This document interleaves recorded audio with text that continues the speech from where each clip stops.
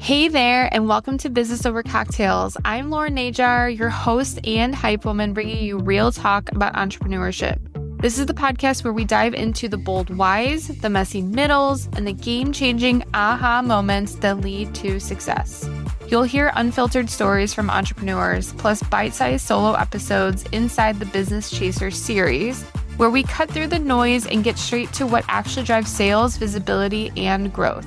So whether you're here to get fired up or finally feel seen in your business journey, pull up a seat, pour your favorite drink, and let's have a real conversation. Hi, everyone. Welcome back to another episode of Business Over Cocktails. I am Lauren Najar, and today I have Jessi Dunnagan here with us.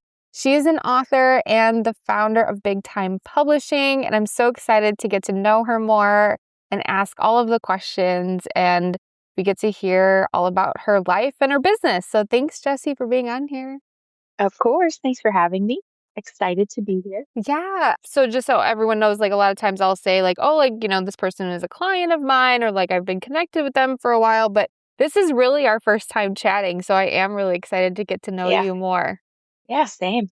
So I'm just going to go right into it. I, of course, did some of my own research before the episode. So I went all over your website and some of your social media content. And so you have a lot of identities. And so from your website, some of the things were writer, mom, roller skater, Hanson super fan. I love all those facets that you The Hanson world is wild, though. I don't know if I can claim super fan. The Hanson world super fans, they tell me I'm tame. So, yeah. So how do you think wearing different hats as far as business owner, mom, author, how do you weave those into who you are today? I will say, side note, we were talking right before I hit record and you were mentioning how, oh my God, I'm going to have to talk about my business. And we were joking around how wait, are we full on adults now? This is weird. We're responsible for humans. But how, I guess, with all of those different facets or maybe the hats that you wear, how do you transition between all of that? The best way to describe this, and I don't know if this is going to sound good or bad, but I'm sure people can relate to it, but I have never been afraid to be mediocre in front of people. So I did gymnastics. This is the best way for me to describe this. I did gymnastics when I was 6, 7, and I was naturally good at it. So I was put on a competitive team pretty quickly. And I just didn't have a lot of drive or motivation to practice. I practiced a lot, but I never got great. And I was always the bottom 3. It'd be coming in 9th place just constantly. And I used to wear it so proud because I loved it and I had such a good time. And I would come in and be like, well, someone has to be last. And I don't mind going last for everybody. I'm going to take one for the team because that girl looks like she would not like to be last. And I'm okay with it. So I'm going to go ahead and stick with this. It's just, I've never been afraid to, I don't want to say fail publicly because I don't consider much a failure, cliche, but I don't consider much a failure. So yeah, I'm just never been afraid to try new things and be bad at them and for people to see me be bad at them. So I just I go with whatever comes to my heart and mind and desires of what to try and do next in life and in business. I've always just not afraid to try it. I love that. I resonate a lot with the word, how you're describing failure, because I just don't believe in failure either. It's not about okay, yeah, maybe something doesn't work out, but then if you really want whatever it is, you pivot, you tweak, you try again, you just keep going. And very early on in my business journey too, I was kind of failure doesn't exist. Failure just exists if you just give up and you don't want to do it anymore because I don't know. But yeah, I resonate a lot with that. Yeah, because even still, the only way you fail is if you stop trying. Because if you keep doing it, again, I'm speaking in quotes, cliche quotes constantly here, but the only way you fail is if you stop trying. Because if you keep going, you're going to get better at it. You're going to get good at it. If you stop trying because you don't want to do it, that's still not a failure. You learned that is not your thing. That's not for you. You don't want to do that long term. So that's not a failure either. But if it's the thing that you should be doing and you want to be doing and you stop doing it for other reasons, being afraid, all the excuses we can come up with, that maybe we could consider a failure, but there just isn't really failure. Yeah. No, I totally agree with that. So take us back to when you knew you were going to write a book. Like, what was that decision like? And like, where did that come from? So this started truly in high school. I remember vividly getting out of swim class in PE for my week. I'll leave it there. So I was walking. You didn't have to swim, but you had to walk the length of the pool. And I was reading a Nicholas Sparks books because it was 2004, and that's what we did, young girls in 2004. And I remember like we would watch all the movies and the books. And I remember reading the book and thinking like, I'm gonna do this. I'm gonna write books. I'm gonna write books that become movies. And we haven't gotten to the movies part, but we're getting the books part out. So come back here in 10 years when we've got the movies happening. And then as I was graduating high school, I had a pretty significant loss. It was, I want to go into that. It's a different topic, but pretty significant loss. And I knew from then that I would write that story. So and that's actually what I'm working on right now is that story. So at that point, that was again 2005. I knew that that would be a book eventually.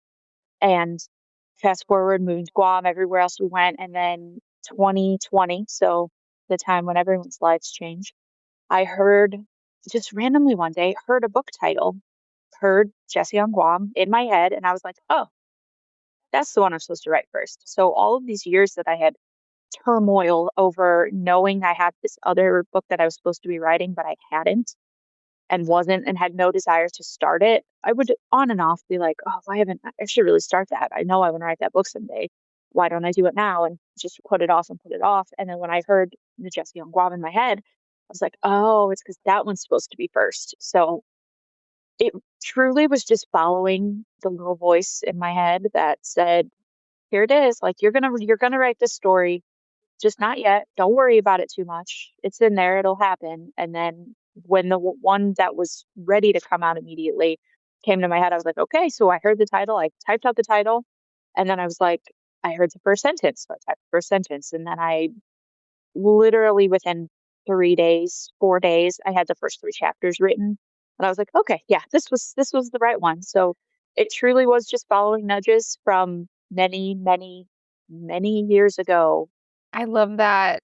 It's funny how you can like kind of look back and a lot of times hindsight's 2020 and you think about it like, yeah, okay, like I've always had that there. And I had a similar conversation with someone yesterday, and it was someone who went their whole life with like in the banking industry, and now she's like really into like intuition, and she helps people pitch themselves to PR. And she's like, if you look back, like I've always had those intuitive nudges. Like but I just thought that that was just me, and like that wasn't special or anything. And I think a lot of times, especially like what's unique about yours is like yours went back to high school, and like how many times do people change their minds over the course of like high school, college, like adult life? You know, you can say, yeah, I'm going to do this, but like it must have meant something a lot to you in that moment of like, maybe, I don't know if Nicholas Sparks is an inspiration to you, but like that's so cool that you were reading just like this. It's like in the simple moments, right? Like the simple moments are what bring us those inspiration. And that's what's really beautiful about it. It doesn't have to be some grandiose thing. It could just be like you're literally reading a book in gym class in high school and like, I'm going to do this. And then like it literally comes true. And I feel like that doesn't happen a lot for people. I think it could if we listened to that more, if we were more in tuned and trained ourselves to, because everyone has that moment. And I went through a stage of business of kind of doing a similar, I didn't have the dedication for life coaching, but I went through that a little bit, helped some people get through some things. And it's trusting those moments when you hear that. So I'm 17 years old. I'm like, that would be pretty cool to do that. Those are the things we usually brush off. Generally, for most people, that's what you should be following is those little things that are like, oh, that'd be fun. Well, go do that. Go try it. Go pursue it. Go see where it leads. And maybe that exact thing isn't what you do, but it's going to send you in the right direction. We don't follow that nudge often enough. Why do you think that people don't follow it? Everyone around you being seen, so many reasons. Because following that nudge generally leads you to something bigger, and people are afraid of that, afraid of how they'll do if they can follow through, failure, thinking they're not going to be able to get to it, what other people will say. It's like, for instance, nothing bad on my mom here, but like asking her to watch the kids while I do a podcast interview. She's like, "What's a podcast? Why is she interviewing you? What are you talking about?" Like, people have questions, and it's just because she doesn't listen to podcasts. She doesn't know what they are. I don't super talk about my business with my family because you don't want to have to explain your dreams to people, especially the ones really close to you, the ones that actually know you. So it's just so much easier to be like, "Oh, that'd be fun," but I'm going to ignore that and never ever pursue what may make me seen or have to talk about myself to people in a podcast interview someday. Yeah, and I would agree with that too. I have like two best friends that have supported me in everything, right? Like root me on, but they're not entrepreneurs, they're not business owners. And there have been several times especially over the last couple of years since I've had my daughter, like I feel very focused. I feel very energized. I feel very like, yes, I'm just on a new wave of business and I love like just feeling in alignment now. And like, I'll share something exciting with them and they're like, okay, but like, don't work too hard. Like instantly, like not excitement, not anything. It's just like, guys, Right. like I'm like hyping myself up. I'm like, guys, I'm doing all this stuff. I'm so excited, blah, blah, blah. And they're like, okay, but like you need to take a break or you need to relax. And like you don't get it. You don't You're get like, "What it. do I?" Yeah. It's the opposite though. It's like, this is what gets me excited. And yeah, there's burnout and all that, but it's different. I actually had a friend tell me a long time ago. I'm trying to remember if the friend I attribute this to, I'm actually not sure if he's the one that said it to me now that I'm thinking about it. But basically, she told me to not share my victories with people who aren't going to be excited with me. Mm. So at the time, I was doing a business. I, okay, I was a serial network marketer. I believe they can be done correctly. They are often not done correctly, but they can be. And I was very successful with a few different companies. And of course, my husband's in the corner, like giving me the side eye for all of these things. So I would have a really good day. I was actually able to quit my job when we did live in Guam and did this one full time. And he still would like just, he had a husband attitude about me having a network marketing business. I think anyone can appreciate and understand that. And I was talking to her about how I just wanted him to be excited, as excited about it as I was. And she was like, "Well, he's just not. That doesn't mean he doesn't love you. He's just not. So don't tell him. Don't share. If his reaction's not going to be what you want it to be, tell someone who is going to give you the reaction you want." And I was like, that's pretty smart. Like, sure. And he's fantastic. That's not bashing him. I mean, we all know how husbands get about us trying to start a business, but tell someone else. Tell someone who's going to have a better reaction, which is exactly why my mom doesn't exactly know what the business is and where I'm at and what a podcast interview is, because her reaction isn't going to be what I need in that moment. That doesn't make her reaction wrong. It just isn't what I am looking for when I share that. So I tell somebody else. I tell my other friend who I know is going to be like, "I don't know what you're talking about, but that's fantastic. Keep going. That's amazing." Yeah. Yeah. No, that's so good too, because I think it really speaks to even when you do start something, right, and it's hard to keep going, you do need that support system. And I think like it's not just on the surface, like, well, they don't support you. It's like, no, they just don't understand. And that's kind of what I had to reframe for my friends too. They're both in the medical field and they're both nurse practitioners and they both have very high stressful jobs. And so like, it's just I was going to say. it's very different. It's very different, right? Like I'm not working for somebody, I'm working for myself. So like a lot of days, right, we feel Right. like we're not working at all, but even though we're doing stuff. Yeah. Them telling you to not work too hard they have a way different perspective of what working too hard involves Yes. in those industries. No, 100%. So I want to go back to then what you do and then your company. And one of the things that I caught was that you described self-publishing, like your journey with self-publishing as like healing and empowering. So tell me more about that and why self-publish versus like publishing with somebody else. Yeah. So It's easier, and no one can tell you no, is the simple short answer to that. In my last 20 years since I had the nudge that I would write a book eventually to now, part of that was to get traditionally published, you have to sell your book. You have to basically write all the things I hate writing, outlines, blurbs, sample chapters. You have to write all of this stuff to sell it. You have to market this book to companies who are going to say, yes, this is good. No, it's not good. They can tell you yes or no. And self-publishing, you put it on the internet. You don't even have to you could type it up and just put it on Amazon right now today, no editing, nothing. That's probably not the greatest idea, but you can. No one's going to tell you you can't publish it when you self-publish. And what was the beginning of your question? I just I looked up at something and it just left. How was this journey healing and empowering for you? Okay, yeah, that's like it just was gone. So, yeah, no one can tell you no when you self-publish, and traditional publishing is literally selling it and people getting to tell you. Most of them will tell you no. Most people never get traditionally published.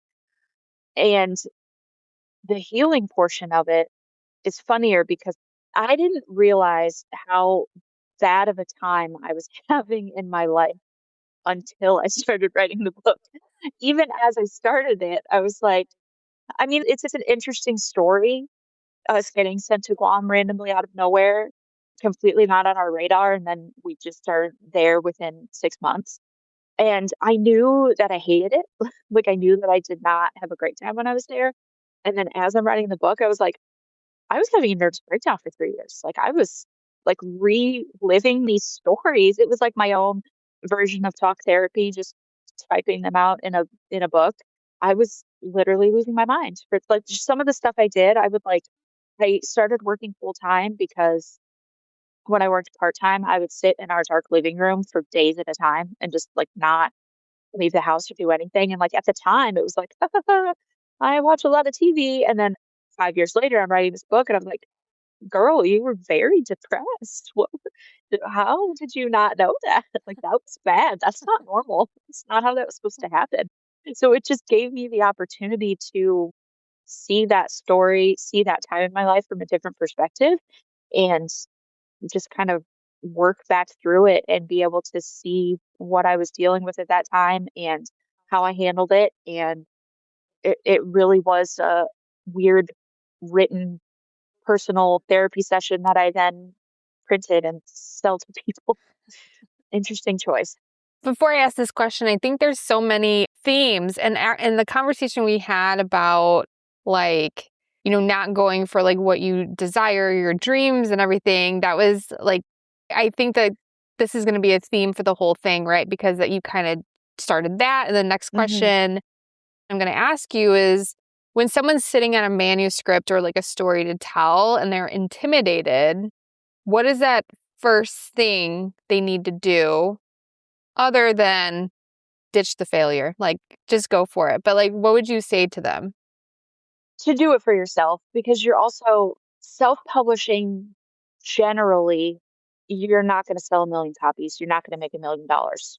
It's perfect as an add-on to a business you're already doing. It's a perfect add-on to other things you're doing in life, journals. And I saw someone had a journal and coloring book she self-published, and it was like a perfect addition to what her main business and her main work.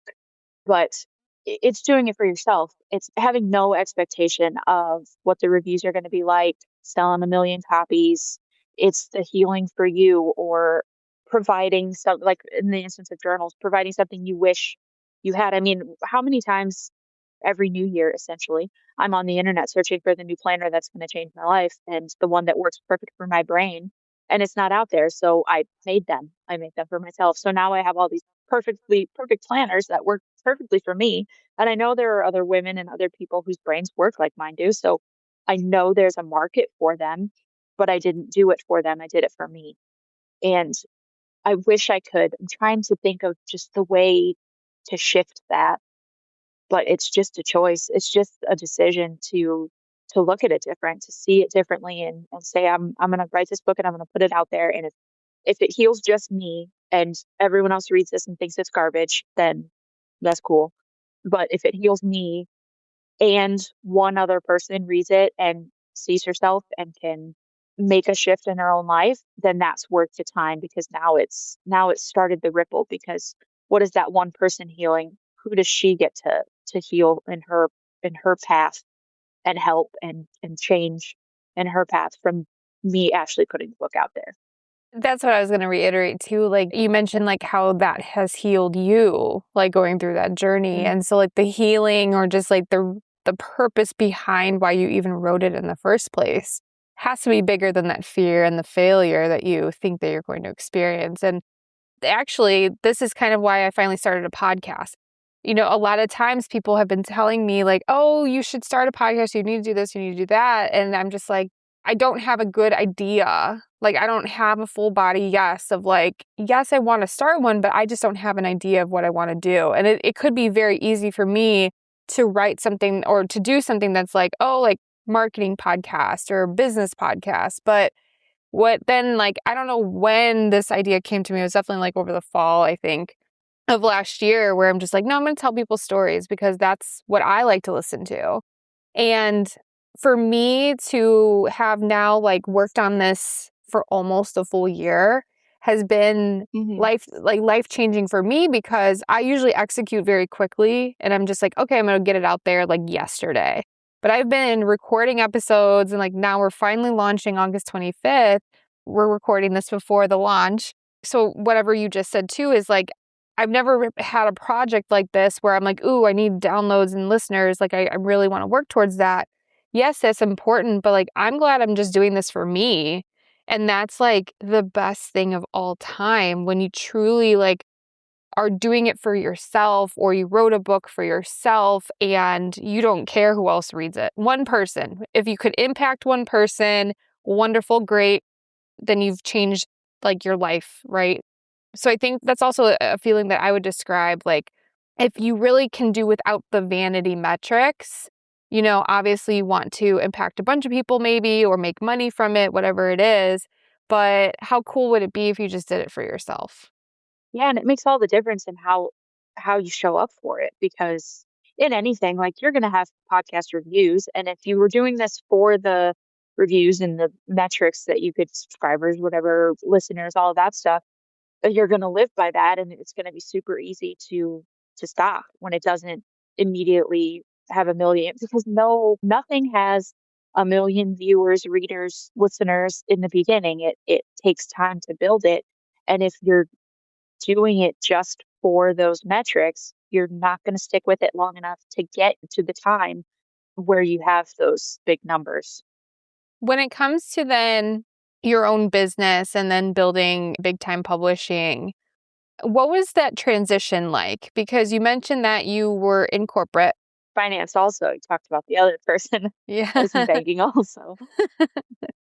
Yes, you left the corporate life and then you transitioned to then building your business. Walk us through like the decision to make, like, it's not an easy decision, because I've left the corporate world as well to then build my business. I was building the business simultaneously while I was working my day job, but like Hmm. it's no matter how successful or how much money you're making, it's still a hard jump sometimes. Yeah. So for me, it was partially with the babies as well, played into it, because I wasn't going to be able to work full-time job with my kids like I had hoped, which is fine, just fine, because it added the full-time job added a financial stability that helped me get the first book out, which is something. There's a lot of people that suggest for entrepreneurs to quit the full-time job, put all you have into it.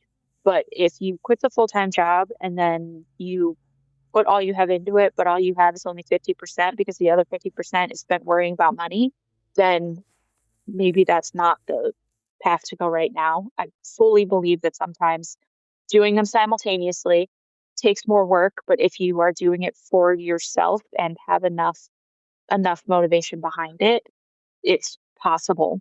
But it's scary to quit. So the last time I fully quit was one of the network marketing business. That one I just straight up quit my full-time job just for that. And I sat there at my computer those first few days and was like, what have I done? What have I done? But I just made a bunch of to-do lists and started trying to figure out what the next step was. And this time, do you want to be transparent there? Mostly the decision was for the kids to be able to stay home with their babies. We planned to homeschool eventually. So I knew that eventually I was not going to work, whether I did it for their first few years of life anyways. But then the other choice was, well, I can put any extra effort, any extra energy I have into this business. And it kind of just came to me also. I was sitting at a retreat, business retreat it's actually a business coach I started working with from that first day when I quit my job and I was staring at the computer. And I don't even remember exactly what I searched. I wish I did remember. This just goes back to how long things build for me before they actually come to fruition. So this was 2017. And I think I searched on Facebook, like starting over or starting in, I don't know, something like that, like changing your path or something like that. And I found this business coach, and it was a group of all people, Facebook group, and those were popular 10 years ago, about reinventing yourself, about people who jump from business to business and thing to thing, and how you can do that and be successful, because many of us do that and kind of hop all around. So I was, again, that's where that started. Fast forward to 2022, 23. I don't remember, one of those years, 22 or 23.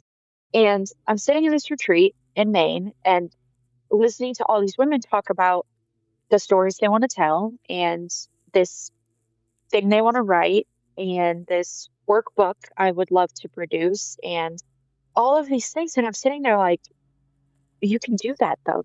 You can do that.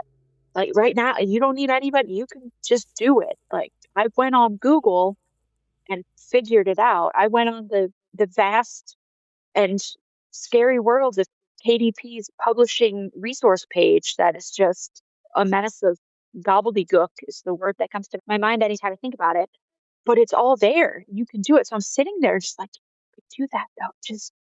But I'm not a good writer. Well, find someone to help you edit it. Use your friends. Use us in this room. Like you can do that.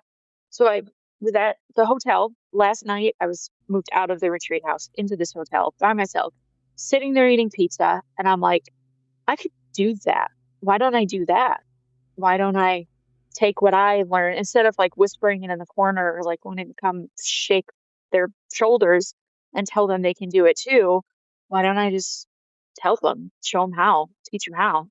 And for me, how I wrote the book, I have a hard time putting energy behind something unless it has a good name, but I'm terrible at naming things. So that's kind of how I know if it's something I need to go with or not. Because if I can't come up with a name for it, it's like, it's not like, that's not for you then. If they don't give you the name for it, then that's not the one. So I was sitting there eating my pizza and I was like, okay, well, what would I call it? And then I just immediately thought of Big Time Publishing because that's always been, I always say big time, love you big time. People say love you more, love you moon and back. Mine was always big time. I was like, that's a good name. That's a good publishing name. And then I went literally immediately took my laptop out and bought the domain for it. And I was like, oh, okay, guess we're doing that. Like what? I was like came out of the trance and was like, okay, all right. So it was just once again, story of my life for real. 10 years of following the nudges, and here we are. I do feel like, because I do have a project that has been sitting in the background, and again, similar to your story of like, there are these nudges that have come up over the years, and I bought the domain name for it, and I've owned it now for I think like 3 or 4 years. And it's not from a lack of like, I don't want to do it. It's just a lack of like, it's taking a lot, and then there's trademarking and stuff that I want to do. But to your point of like finding the domain name, I also take that as a sign from like God or universe, whatever you believe in, of like, if the domain name's available, I'm like, how is that available? Right? Like, Yep. And like Big Time Publishing, big time is not that uncommon of a phrase. Those are regular words. It's not super original name wise. And I do the same thing. I go in and I do a Google and then I search social media to see if and there was like one other thing that popped up, and kind of to what you're saying, in the universe and the nudges of it. When I was kind of back beginning of end of last year, end of 2024, when I was kind of like wavering. I had quit my job and I was kind of trying to decide if I actually wanted to put the energy into this. I got an email from GoDaddy.com of someone offering me like $2,000 for the domain name. And I was like, I paid $20 for it. Domain names are $20 on Squarespace, but I don't even know who the company was because it was like a middleman. But it was like that moment of, do you want to do this for real? Like, do you want the big time? Do you want to do this big time, or do you want to take this $2,000 and not do it? And I was like, no. I was like, no, $2,000 can't. Nope, I can't do it. So I didn't. And then 3 weeks later, I sat down at the computer and actually started working it. And 6 months later, we're real. We're real life now. What's one of your favorite client stories so far? As far as what they wrote, or like as far as their Maybe like what they wrote, and then maybe, or it could be like their experience that you've had with them and like helping them bring their stories to life. So they've all been really fun in different ways. So two of them are kind of from the same group. They're from that coaching group that I had done previously, because that's where everything in my life started, apparently. The one has an energy healing modality that she has channeled. So similar to Reiki, as far as like the explanation of what it is for people that aren't kind of in that world. It is wholly and completely different, but it's the same like kind of energy type thing. And she channeled that and has trained people, attuned people to this healing modality to use it in their business. And then I'm actually attuned to it as well, and use it in my books. And it's part of everything I do also. So I've been helping her kind of craft her workbooks and stuff for that, which is really fun because I know that that's going to be around forever. Many, many, many, many years from now, all of these books are going to have my little logo stamped on it. So that's fun. And then the other is, she's also involved in that, and she's attuned to it as well, but she kind of used it to heal her relationship with her mother before her mother passed away. So we're working on their story of how she healed this really kind of broken relationship with her mother. And it's just such an honor and a privilege because I get to read this book 47 times as we go through and edit it and rewrite and change stuff, because we're starting from the beginning with hers. And I don't know, it's just really magical to see it happen. Most of the stuff I've done so far has been more of like workbooks and manuals and stuff, which are fantastic too. But that one's really, really fun to work on. And it's going to be big for people too. I love when I have clients like that where, like, because I coach obviously within people's businesses, and I can integrate myself into various industries as well. But I love when I have clients that have industries that I am also passionate about. So like, health and wellness, like I learned so much from some of those clients. But also too, I think like a lot of the work that we do with our clients, like we learn a lot about ourselves too. So like there's always lessons. So I can kind of see that for you of like when someone is sharing those personal stories or like the journey that they went on, like, and again, going back to storytelling, and then why I want to do a podcast like that is like, we learn so much from the storytelling aspect versus like, oh, like this is how you do this. We actually learn more from the story itself, and like, it could be iterated so many different times, and it just means so much. Right. And like, even just, part of marketing and part of even just social media marketing, there's a lot of like storytelling that needs to happen, and brand story, things like that. And I have to work with a lot of clients sometimes where they don't feel like they have like this powerful story to tell. Like they didn't have like that moment where they were living in a car, bankrupt from investing in their business. They just, they didn't have a big turning point like that, but everyone has something. And, everyone has something to share. So yeah, I love the fact that like, and that's just another thing to look at too, like with what you do. It's not only like, yeah, I can help you like write your book and like publish your book, but it's like I can actually help you tell the stories that you've been wanting to tell in a method, or like I can give you that roadmap of like how to get it out there. And then you can also impact people too. Yeah. And just what you were saying about people thinking they don't have a story to tell because they didn't have a big living in their cars to start their business. Most people don't, though. So your story of how you stayed up 30 minutes after your kids were in bed and wrote one paragraph at a time of your book is going to be more relatable than the person who did come back from the living in their car or yeah, lived in their car to start their business. Like those are incredible stories to read, but they're not as relatable and therefore not going to be as impactful as your story of I don't even know. The one paragraph at a time thing is big for me. That's one thing I try to tell people to do is like you don't have to write the whole story, just write the next sentence. If that's all you got, then put those 40 words down and now you're 40 words closer. Yeah. I love that.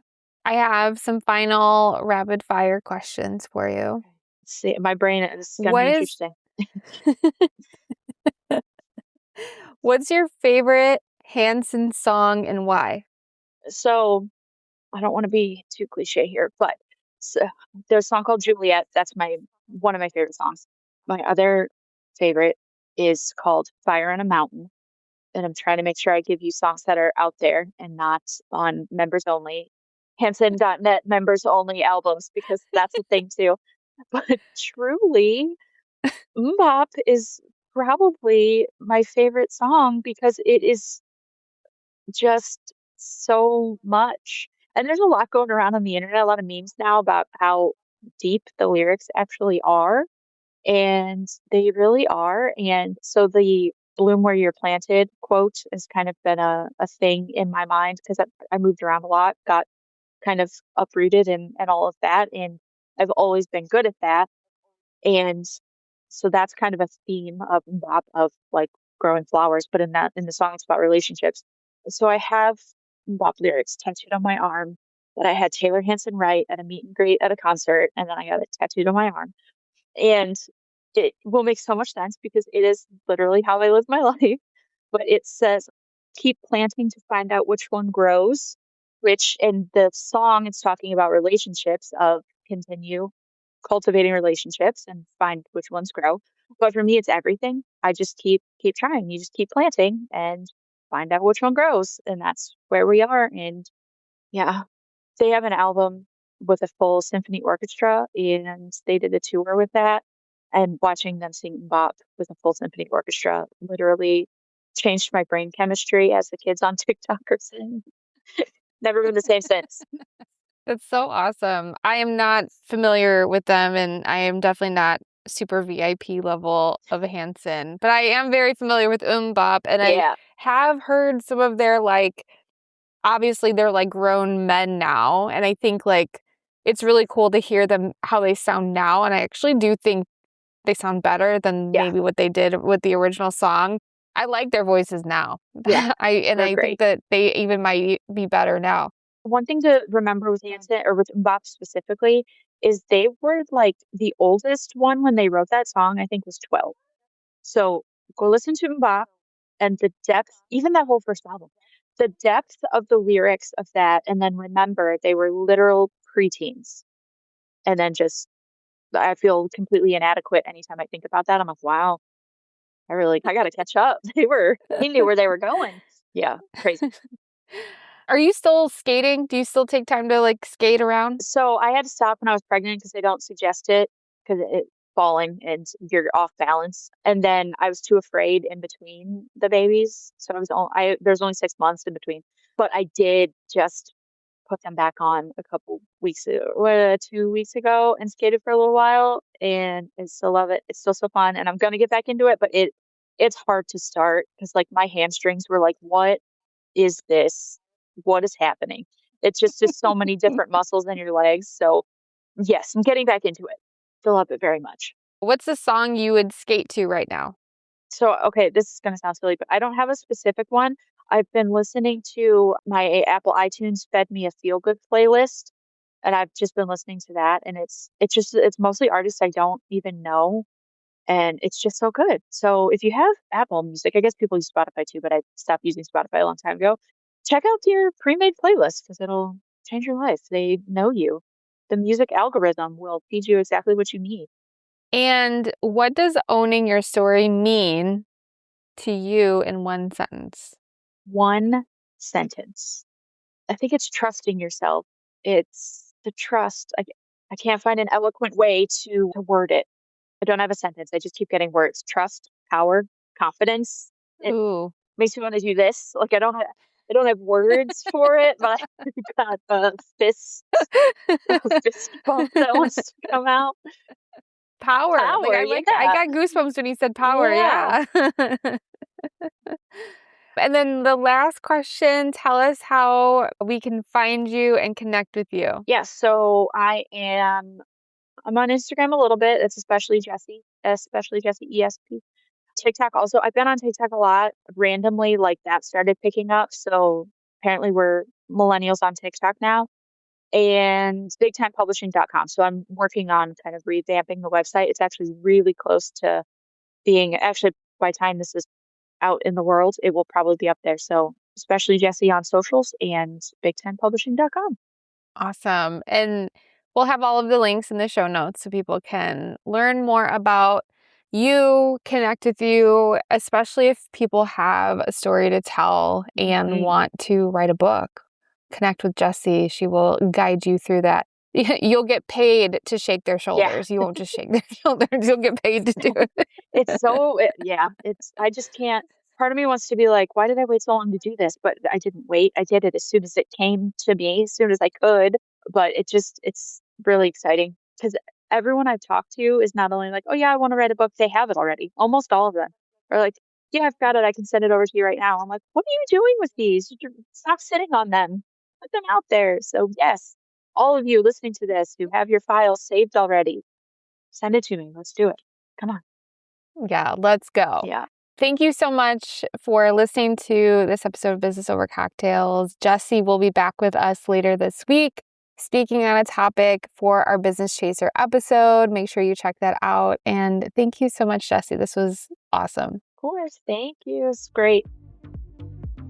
Thanks for tuning in to another episode of Business Over Cocktails, where real stories and bold business moves come to life. If this episode lit something up in you, share it with a friend, tag me at Lauren Najar or the podcast page at Business Over Cocktails. Make sure to leave a quick review as well. It helps more than you know. Until next time, keep chasing what matters and building the business that feels like you. Cheers!